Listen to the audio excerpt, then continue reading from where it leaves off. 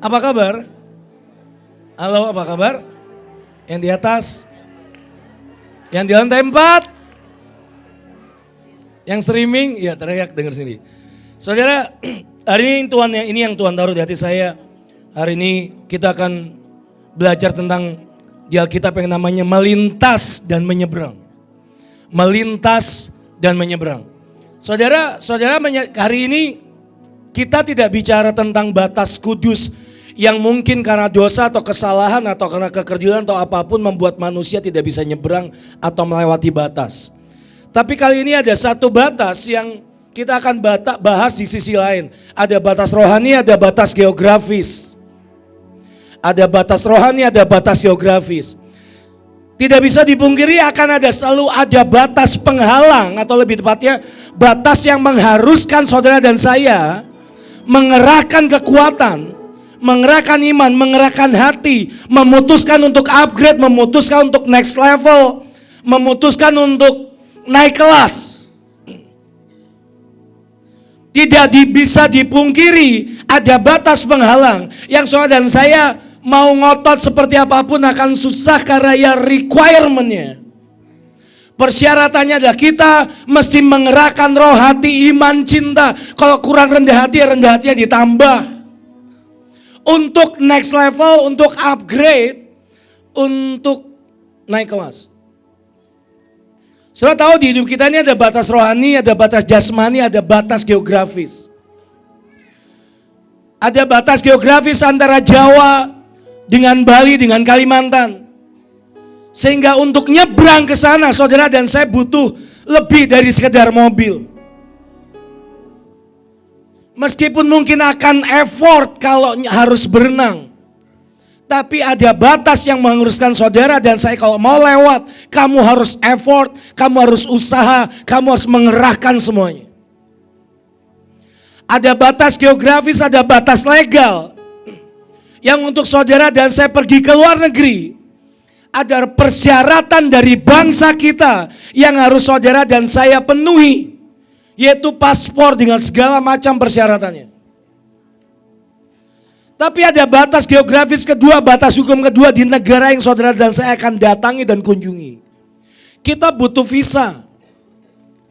Ada requirement-nya, ada persyaratannya. Untuk nyampe sana, untuk bisa diterima, supaya pintu kebuka dan kita bisa masuk. Tidak bisa dipungkiri, saudara dan saya akan berhadapan dengan itu seumur hidup kita. Seumur hidup kita. Batas adalah sebuah pagar pemisah antar level, antar kualitas. Sehingga kalau saudara dan saya mau breakthrough, saudara dan saya mau naik level, kualitasnya, levelnya harus naik. Saya akan cerita sebuah kesaksian. Saya tahu orang-orangnya ada di sini, tapi saya mau cerita ini karena apresiasi saya buat orang-orang ini dan saya berharap saudara yang di tempat ini maupun streaming boleh dengar kesaksian orang ini.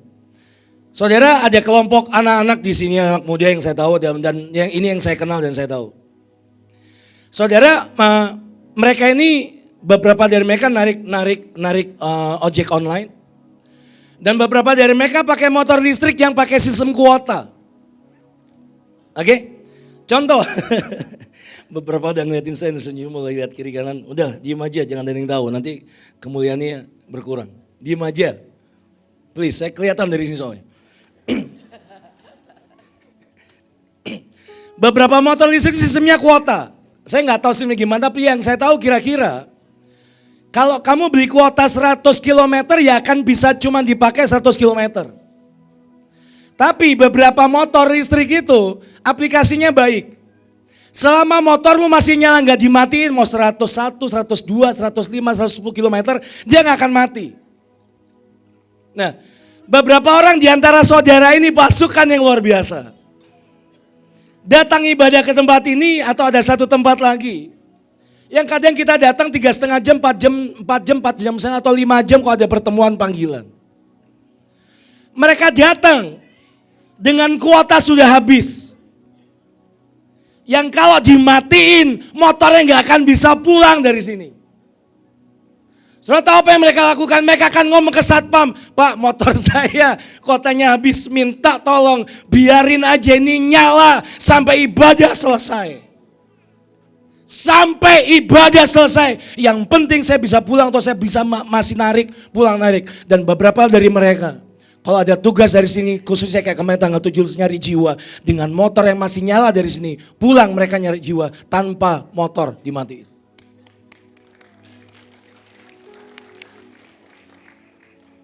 Beberapa dari mereka karena motor mereka luar biasa keren dan sangat futuristik, sudah nggak pakai kunci, saudara, pakai sendok.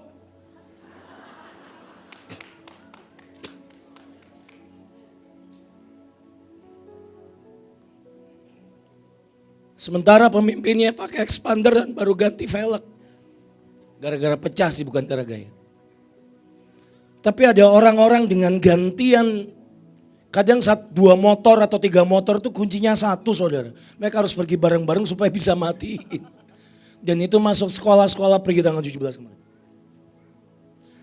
Ada orang-orang yang effort meskipun setelah hadirat Tuhan, setelah semua firman dan janji Tuhan. Pulang mereka berhadapan dengan kuota motor listrik mereka yang mau habis. Atau sudah lewat tenggatnya. Saudara nggak akan kedengaran suara keluhan mereka di sini. Saudara tidak akan kedengaran suara keluh kesah mereka. Waktu saya tanya, kenapa kalian mau? Saya lihat Tuhan. Kalau pulang ke rumah saya berhadapan dengan batas demi batas yang selama ini nyiksa atau mengungkung saya. I don't even care, saya nggak peduli. Di antara saudara ada orang-orang yang sejujurnya ya, mesbahmu lebih kuat daripada kami yang di mesbah yang di MOG. Jangan-jangan kok hari ini Tuhan ada, mungkin gara-gara kuota motor listrik pun yang habis dan kamu biarkan tetap nyala di bawah. Yang pelayanan, jangan songong. Dari pihak Tuhan, Tuhan pengen saudara dan saya effort. Supaya batas geografis, batas hukum, batas ini saudara dan saya bisa next level karena naikin. Karena kita mau usaha apapun teriak-teriak, ini batas akan ada di sini. Satu-satunya cara saudara effort mengarahkan otot saudara, mengerahkan hati saudara. Sampai naik, sampai nyebrang. Karena saudara mau teriak-teriak di kedutaan besar Jerman, gak akan mereka ngasih visa. Tolongin saya Jerman. Tolongin saya USA, saya nyebutnya bukan USA tapi USA. Karena USA jelek artinya di Alkitab. Tolong USA, berikan visa pada kamu, gedok-gedok di bawah kamera, lama-lama penjaganya keluar bawa pentung petak. Requirement, persyaratan. Dari pihak Tuhan, Tuhan selalu yang mulai segala sesuatu. Mari buka di Yesaya 63 ayat 12 sampai 13. Sekali lagi, batas adalah sebuah pagar pemisah antar level, antar kualitas. Jadi kalau mau nyebrang, kalau mau next level, kalau saudara mau melintas, mau menyeberang, kualitasnya ditambah. Tadi udah dibahas melo-melo gak jelas, kalau selama ini kualitas melo kita terlalu banyak, ya kali ini dihilangin, dikurangin sebanyak mungkin supaya naik level. Sampai 0 sampai habis. Kita buat iblis aja yang melo. Mikirin kita. Yesaya 63 ayat 12 sampai 13, yang dengan tangannya yang agung menyertai Musa di sebelah kanan. Soalnya bayangkan Musa dan di sebelah kanannya Allah yang membelah air di depan mereka untuk membuat nama abadi baginya. Yang menuntun mereka apa? Melintasi samudera raya. Di bawah melintasi samudera raya seperti apa? Seperti kuda melintasi padang gurun. Mereka tidak pernah tersandung. Dari pihak Tuhan, Tuhan pengen ajak, Tuhan memulai, aku tuntun engkau untuk melintas. Aku tuntun engkau untuk menyeberang. Aku tuntun engkau untuk melewati batas. Ulangan 33 ayat 26.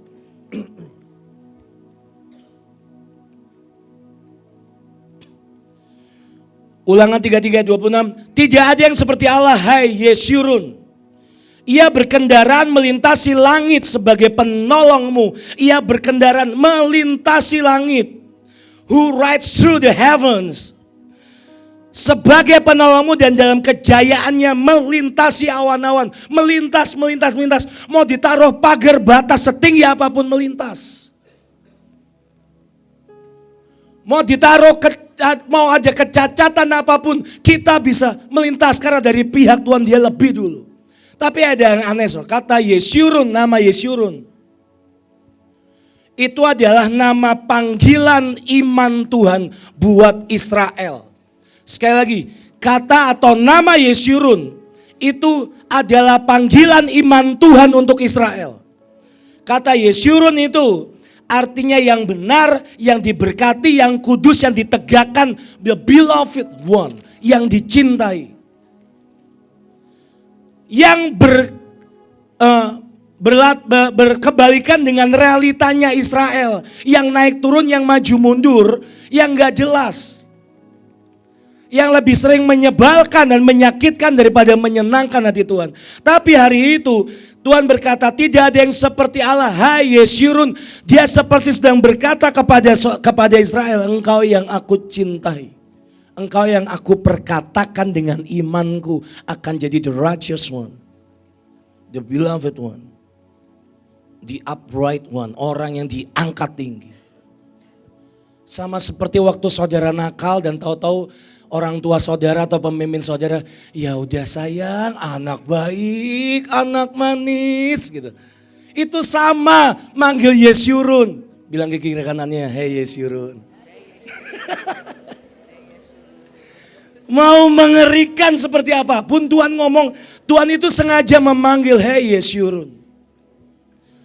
Sama seperti waktu ibu atau pemimpin kita panglima manggil ke saudara dan saya, hey jenderal Tuhan. Supaya yang di dalam ini yang muncul di upright one, the righteous one, yang benar, yang tegak, yang kudus, yang muncul, itu dipanggil Tuhan, hey Yesurun, aku melintasi langit dan semesta untuk menolong engkau.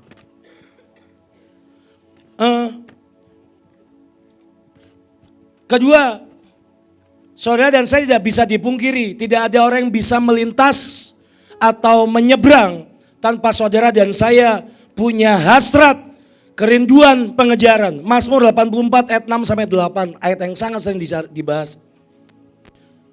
Mazmur 84 ayat 6 sampai 8.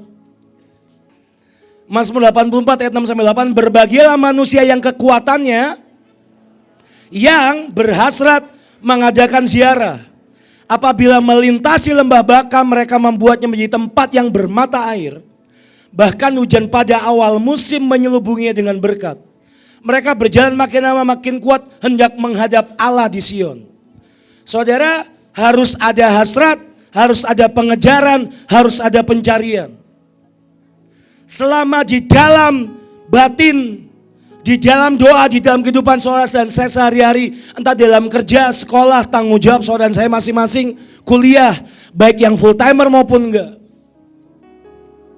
Ada yang Tuhan katakan berbahagialah manusia yang kekuatannya dan pencariannya. Ini bukan mengadakan ziarah saudara, terus kita ke makam pahlawan, doa di rumah, enggak saudara.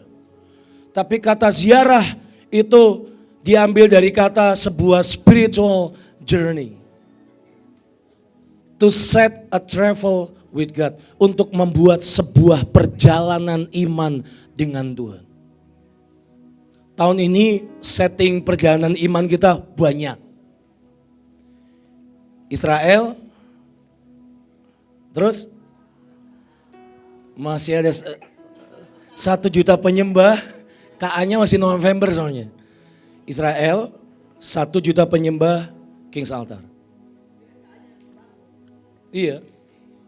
Semua tahun ini full.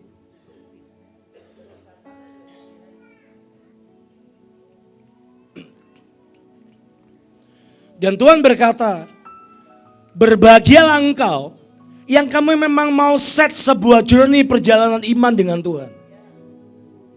Alkitab berkata, kalau nanti kita melewati lembah Baka, lembah weeping, lembah yang sering bikin orang nangis. Yang tadi dibaca bikin apa tadi? melo-melo gak jelas. Semua tempat yang bikin melo, tempat-tempat yang penuh kenangan itu, entah waktu motoran atau mobilan, akan menjadi kita membuat tempat yang bermata air. Dan di ayat 8 dikatakan mereka berjalan makin lama makin kuat, berjalan dari from strength to strength. Dan di terjemahannya dikatakan gini, lalu mereka muncul di hadapan Elohim. Dari membuat set sebuah perjalanan iman, jalan dari kekuatan demi kekuatan, lalu mereka muncul di hadapan Elohim full face, lihat mukanya full. Tidak ada orang yang melintas dan menyeberang tanpa kamu sengaja dan setuju membuat sebuah perjalanan iman dengan Tuhan. Aku mau lintas, aku mau naik. Saudara, tidak bisa dipungkiri bahwa semua lintasan, semua perjalanan iman, hati, cinta, apapun itu, salah satunya yang paling dibutuhkan buat saudara dan saya adalah warisan dan impartasi. Ini adalah harga hidup dan tidak bisa ditawar. Harga yang tidak bisa ditawar. Saya mau tunjukkan saudara di Kejadian 10 ayat 21. Kisah satu orang yang kita akan bahas sekarang. Kejadian 10 ayat 21. Lahirlah juga anak-anak bagi Sem, bapa semua anak Eber serta abang Yafet. Kita bahas satu nama, namanya Eber. Lahirlah juga anak-anak bagi Sem, bapa semua anak Eber serta abang Yafet. 1 Tawarik 1 ayat 17 sampai 19. 1 Tawarik 1 ayat 17 sampai 19. Saudara garis bawahi bapa semua anak Eber. Keturunan Sem ialah Elam, Asyur, Arpaksad, Lut, Aram, Us, Hul, Geter dan Mesek. Arpaksad memperanakan Selah dan Selah memperanakan Eber. Saudara bayangkan, saya pengen saudara melihat ada satu orang di dalam sejarah, seorang pendahulu patriark. Yang anehnya, Sem itu punya anak, punya cucu banyak. Tapi disebut Sem ini adalah bapa dari semua anak Eber. Dari awal di Kejadian 10 ada spesial yang Tuhan pengen saudara dan saya lihat. Dan di highlight dan kasih spotlight, namanya Eber. Bagi Eber lahir dua anak laki-laki. Nama yang seorang ialah Pelek, sebab dalam zamannya penduduk bumi terbagi. Dan nama adiknya ialah Yoktan. Saya pengen tunjukkan saudara sesuatu. Saudara, Eber ini masih cucu buat Shem. Tapi Shem atau Sem ini ada yang perlu dialirkan, diwariskan. Ada yang dikerjakan oleh Eber sehingga dia jadi orang yang di-highlight dan dikasih spotlight oleh sorga. Saudara, Eber adalah manusia terakhir atau manusia satu-satunya mungkin yang berumur panjang terakhir setelah zamannya air bah. Semua orang umurnya diriset. Tapi hari itu terakhir Noah, Sem, Ham, Yafet. Tapi setelah itu di bawah mereka nggak ada lagi kecuali Eber yang umurnya sampai 464. Salah satu orang yang masih ada sisa kekekalan ikut turun di fisiknya. Halo. Yang hari itu di spotlight, dikasih sinar, dikasih highlight oleh Tuhan. Ini anak-anak Shem. Saya akan tunjukkan satu demi satu. Saudara, ini orang yang lahir di sekitaran provinsi Shinar di Mesopotamia. Apa itu Shinar? Kalau saudara cari tahu Shinar itu tempat munculnya tugu Menara Babel. Ini orang lahir besar di zaman Nimrod sang pemburu. Saya pengen saudara ngerti latar belakangnya, apa yang terjadi dunia di sekitar Eber dan apa yang Eber kerjakan. Dia lahir dan besar di mana Menara Babel itu ditinggikan, dibangun. Seluruh dunia masih satu bahasa.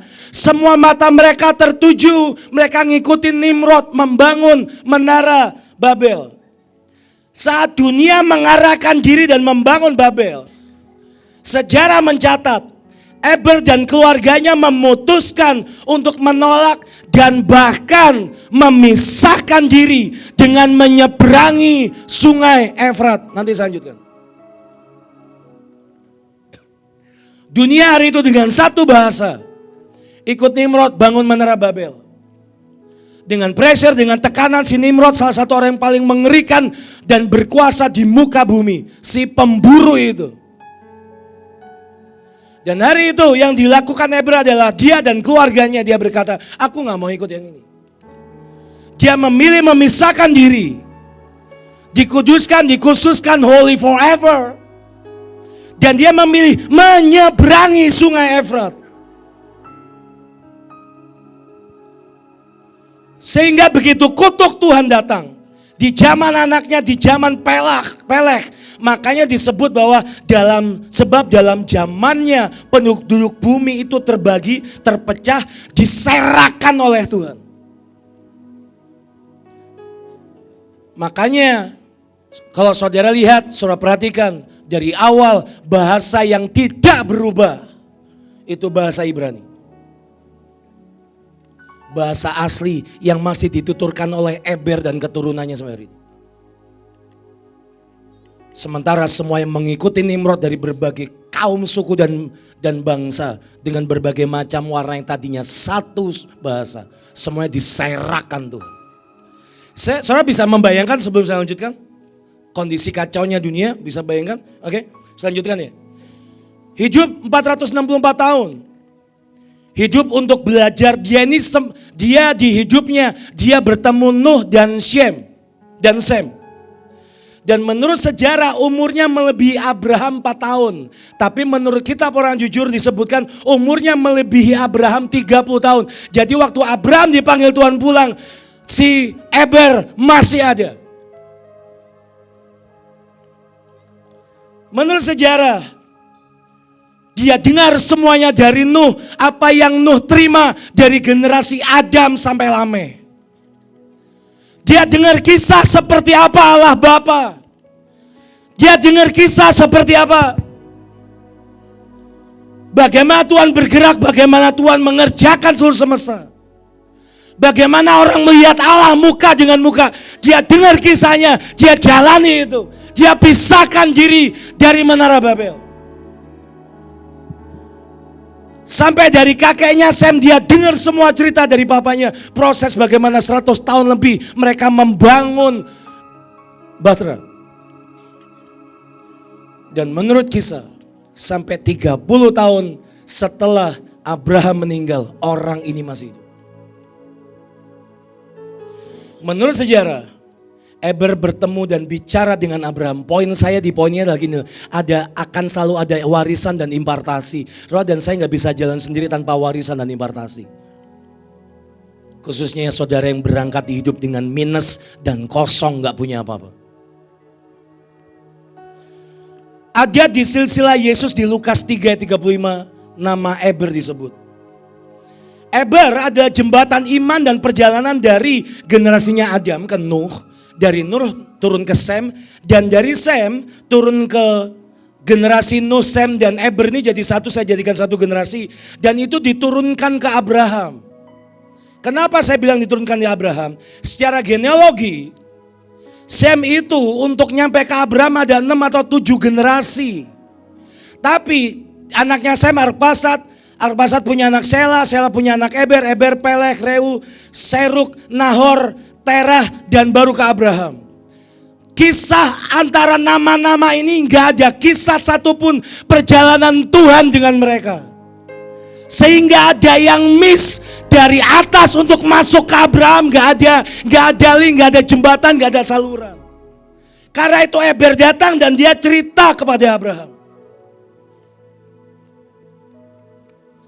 Kalau saudara dan saya, kenapa ibu, kenapa para pemimpin, para pendahulu selalu berkata, pelajari hamba Tuhan ini, pelajari mereka yang di Alkitab, pelajari mereka yang jalan dengan Tuhan, pelajari mereka yang bangun gedung, pelajari mereka yang merendah, pelajari mereka yang menaikkan penyembahan. Supaya tidak ada missing link, supaya tidak ada, supaya saluran terus nyambung dari pendahulu demi pendahulu. Supaya saudara dan saya tidak bangun dari nol. Terlalu lama. Dan hari itu untuk nyampe ke Abraham, Eber ngajari sangat banyak. Dari generasi selalu, intinya gini, selalu ada yang diimpartasikan dan diturunkan dari tiap pertemuan generasi. Saya lanjut biar cepat. Kejadian 12 ayat 1 sampai 3. Berfirmanlah Tuhan kepada Abram, pergilah dari negerimu. Sekali lagi perintahnya pergilah. Dari negerimu dan dari sanak saudaramu dan dari rumah bapamu ini ke negeri akan kutunjukkan kepadamu.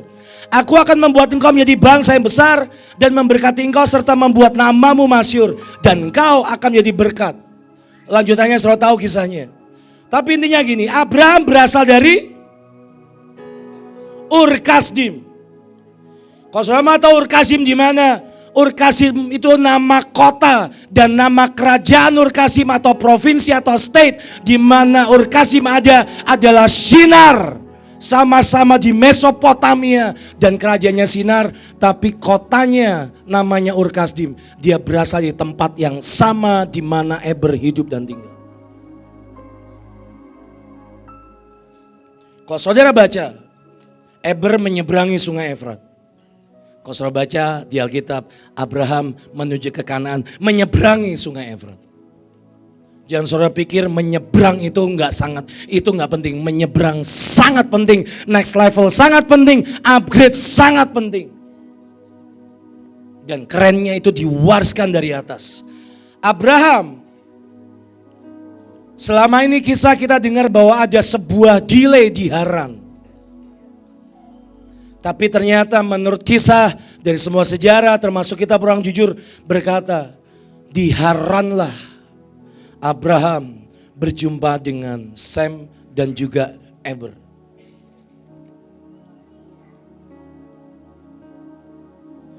Kalau saudara tahu,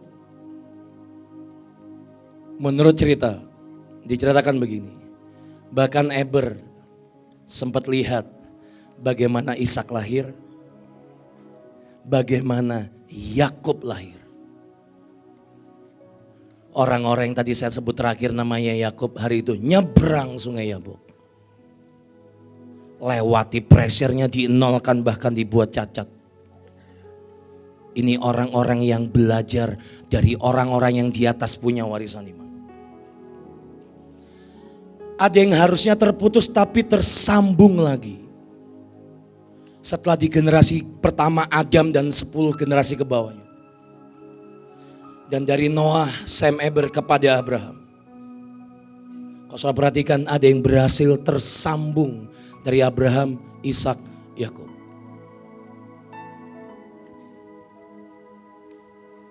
Abraham lihat sebuah warisan perjalanan ilahi, perjalanan rohani, perjalanan iman. Dan itu yang membuat dia bisa mewarisi hari ini. Ditulis di Alkitab, Allah itu disebut Allahnya Sem, tapi disebut Allahnya Eber. Tapi ada satu bagian yang akhirnya warisan itu diturunkan ke bawah. Allah Abraham, Allah Ishak, Allah Yakub. Allah yang disembah Elia dan Elisa. Allah yang disembah Daud. Allahnya Pak Yusak Cipto. Allahnya Pak Petrus Agung, Allahnya Mikael Indriati, Allahnya Leo David Paisa, Allahnya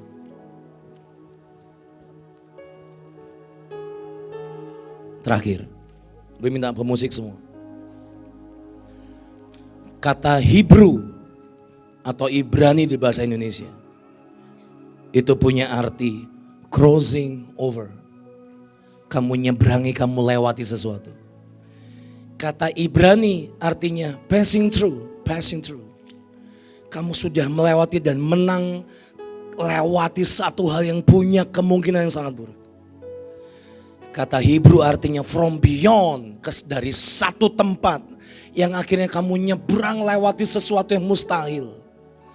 Kata Hebrew itu artinya orang yang menyeberang. Kata Hebrew itu disebut, dia punya akar kata yang sama dengan kata dan nama dari Eber. Ibrani atau Hebrew adalah perjalanan keturunan dan warisan. Dari Eber kepada Abraham, Abraham, Ishak, Yakub, sampai itu turun di saudara dan saya.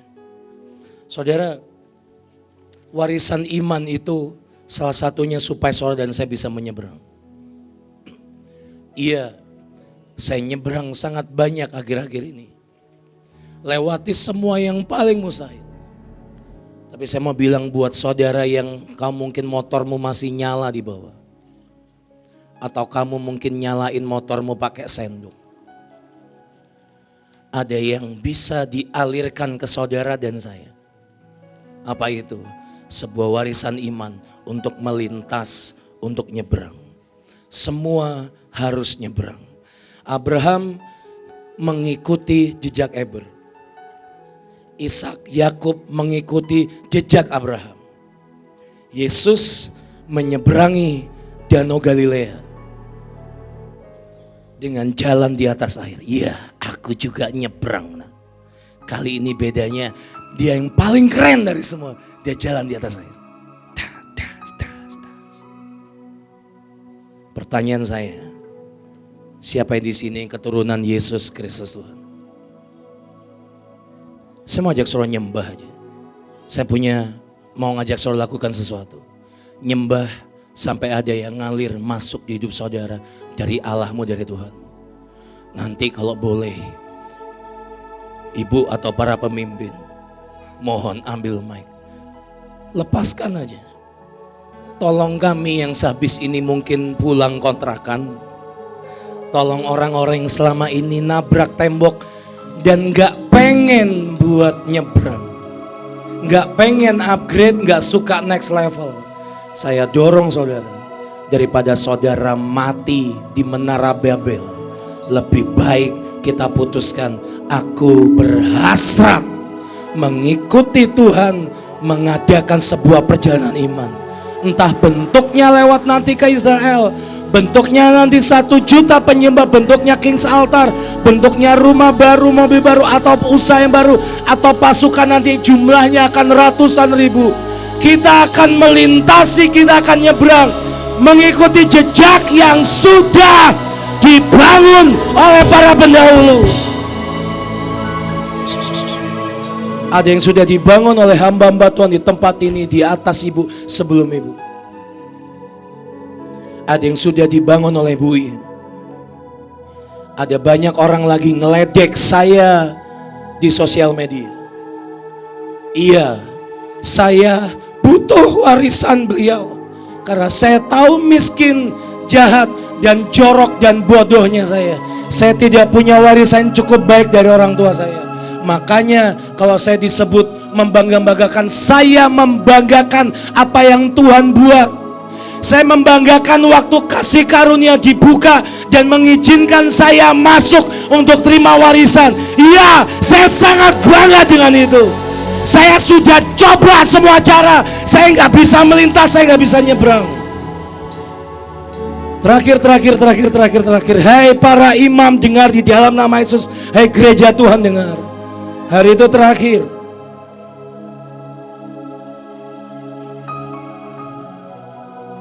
Bangsa Israel harus masuk Kanaan. Dan hari itu Tuhan berkata kepada Joshua, seberangi sungai Yordan. Perintah diturunkan, perintah instruksi dilepaskan. Dan hari itu yang dikerjakan oleh bangsa Israel. Imam Lewi angkat tabut dan diperintahkan untuk jejakkan aja kakimu ke airnya. Sentuhkan kakimu dengan hadirat Tuhan di atas, di badanmu, di pundakmu. Dan begitu nginjak, tahu-tahu tersibak kiri kanan jeder.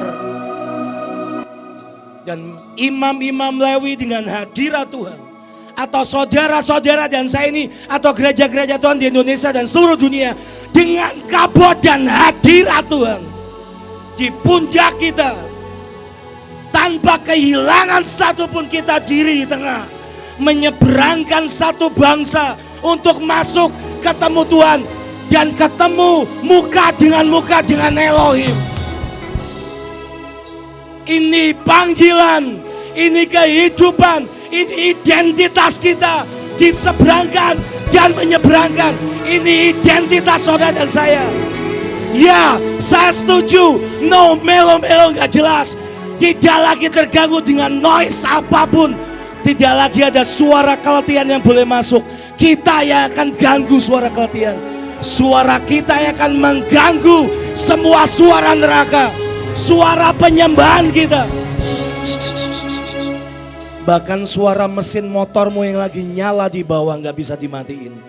Yang itu yang akan mengganggu semua kuasa kegelapan di dalam nama Yesus. Angkat tangan sama-sama semua, saya berikan ke ibu. Kulihat langit terbuka. Saudara saja, come on. Kemuliaanmu.